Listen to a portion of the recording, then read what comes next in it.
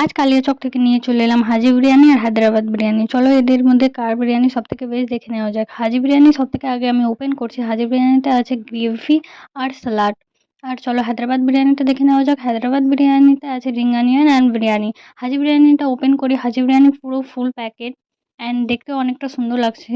আর দিয়েছে একটা leg piece আর একটা আলু।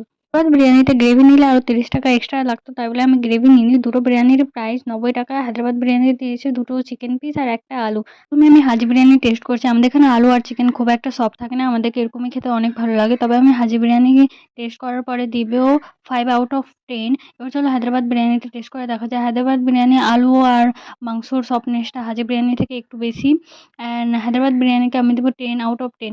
হাজি বিরিয়ানি একটু গ্রেভি দিয়ে টেস্ট করা যায়, কিন্তু গ্রেভি কালার এত লাল দেখে মনে হচ্ছে অনেক বেশি ঝাল হবে। অ্যান্ড হ্যাঁ, খেয়েও বুঝতে পারলাম অনেক বেশি ঝাল।